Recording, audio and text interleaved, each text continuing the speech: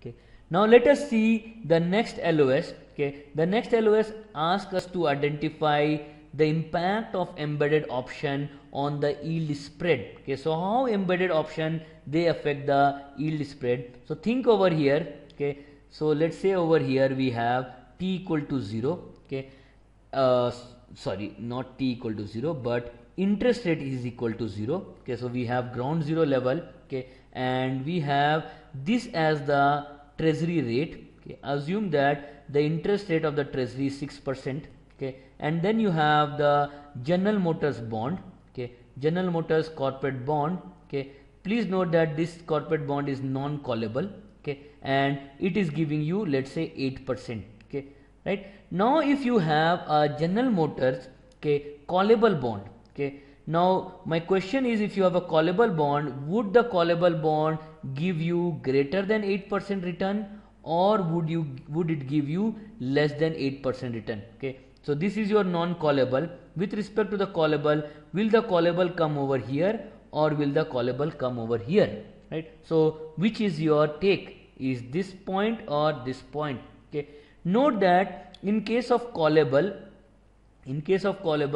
who has the, okay, who has the right? Okay, the call right is with the issuer. Okay, so it means that in case of callable bond, the person who will benefit is the issuer.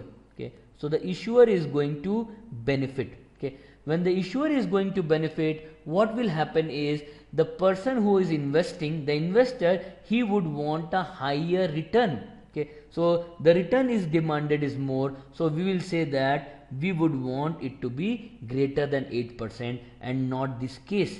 Okay, so a callable bond should give you greater than 8%, so we can erase this and we will say that, okay, when we are investing the callable bond, our return requirement would be equal to greater than 8%. So what we are seeing is over here, if you are seeing this as the absolute yield spread, the absolute yield spread with respect to the treasury is 2%. Okay, and the absolute yield spread with respect to the treasury would be greater than 2%. Right. So in case of callable bond, your absolute yield spread is higher. Right. Now let us understand what would happen in case of a puttable bond. Okay. So if you are having a puttable General Motors bond, okay, so think about put option, whom it will benefit? Okay, the investor gets benefit. Okay, so the investor gets benefited. So what will happen is, when the investor is getting benefited, he is okay to get a yield of less than 8%. So he will say that, okay, I will get a yield of less than 8% also. Okay, so when he want a yield less than 8%, so what we can say is, okay, so in case of the puttable bond, can we say that his yield requirement would be over here? So this is your General Motors puttable bond.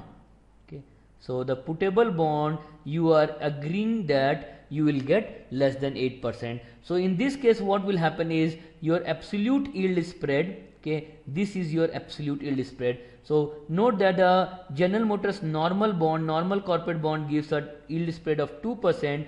This will give you a yield spread of less than 2%. So you will get a yield spread of less than 2%, and this is what the LOS talks about. Right. So callable bond, you require a higher yield. Okay, in case of puttable bond, you require a lower yield because you are getting the benefit.